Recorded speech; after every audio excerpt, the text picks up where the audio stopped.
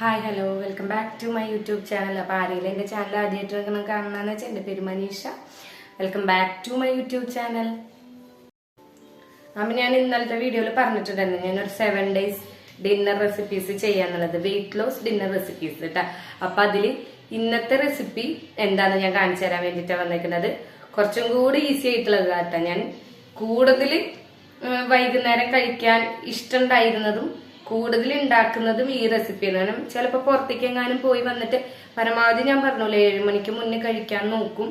പരമാവധി 7 മണിക്ക് മുന്നേ തന്നെ കഴിച്ചിരുന്നു. ഇനി അത്രയും എന്തെങ്കിലുമൊക്കെ എവിടേക്കെങ്കിലുമൊക്കെ പോയി ലേറ്റ് ആയാൽ മാത്രമാണ് 7 മണിക്ക് കഴിയുക. അപ്പോൾ പെട്ടെന്ന് വന്ന് കയറിയിട്ട് ഉണ്ടാക്കാൻ കുറച്ച് എളുപ്പമായിട്ടുള്ള റെസിപ്പി ഇതാ. ഞാൻ കൂടുതലും കഴിച്ചിരുന്നത് ഇതാണ്. ചില ദിവസങ്ങളിൽ ഞാനിത് ലഞ്ചായിട്ടും കഴിക്കാറുണ്ടായിരുന്നു കേട്ടോ. അപ്പൊ ആ റെസിപ്പി ഒന്ന് കാണിച്ചു തരാം.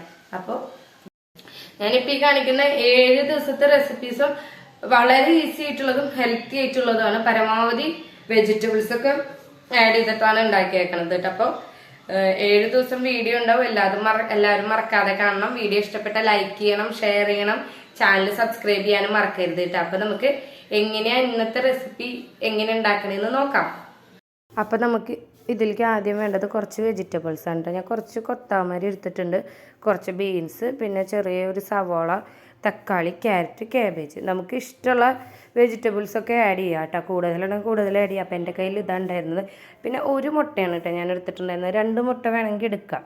അപ്പം ഞാൻ ഒരെണ്ണമാണ് എടുക്കാറ്. പിന്നെ ഇതിൽ വെജിറ്റബിൾസൊക്കെ ആഡ് ചെയ്യുന്നുണ്ടല്ലോ, അപ്പോഴത്തേന് എനിക്ക് ഹെവി ആയിട്ട് തോന്നാറുണ്ട്. അപ്പോൾ മുട്ട പൊട്ടിച്ചിട്ട് അതിലേക്ക് ഈ വെജിറ്റബിൾസൊക്കെ ഇട്ടിട്ട് കുറച്ച് ഉപ്പും കുരുമുളക് പൊടി ഇട്ടിട്ട് നന്നായി മിക്സ് ചെയ്യുക. എന്നിട്ട് അത് പൊരിച്ചെടുക്കുക. ഓംലെറ്റ് ഉണ്ടാക്കുക പറയേണ്ട ആവശ്യമൊന്നുമില്ലല്ലോ, എല്ലാവർക്കും അറിയുന്ന കാര്യമില്ലേ. അപ്പം നമ്മൾ നോർമൽ ഉണ്ടാക്കുന്ന ഓംലെറ്റിലേക്ക് കുറച്ച് വെജിറ്റബിൾസും കൂടി ആഡ് ചെയ്ത് കഴിഞ്ഞ് കഴിഞ്ഞാൽ നമുക്ക് വയറ് നിറയുകയും ചെയ്യും, ഹെൽത്തി ആയിരിക്കും, ലൈറ്റായിരിക്കും. അപ്പോൾ ഞാൻ കൂടുതലും കഴിക്കാറുള്ളൊരു ഈസി റെസിപ്പി ഇതാണ് കേട്ടോ. പെട്ടെന്ന് ഉണ്ടാക്കി തീരും ചെയ്യും, അധികം സമയം വേണ്ട ഉണ്ടാക്കാനായിട്ട്.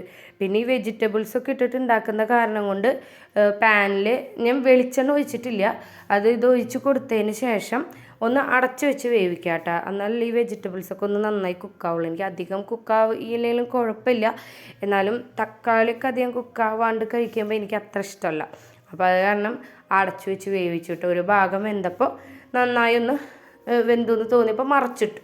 കാണാൻ ഭംഗി കുറവും ടേസ്റ്റും അത്ര അടിപൊളി ടേസ്റ്റാണെന്നൊന്നും ഞാൻ പറയില്ല, പക്ഷെ ഭയങ്കര ഹെൽത്തിയാണ് കേട്ടോ. അപ്പോൾ എല്ലാവരും ഒന്ന് ട്രൈ ചെയ്ത് നോക്കാം. അപ്പോൾ നെക്സ്റ്റ് വീഡിയോ ആയിട്ട് വരുന്നവരെ tata bye bye, see U.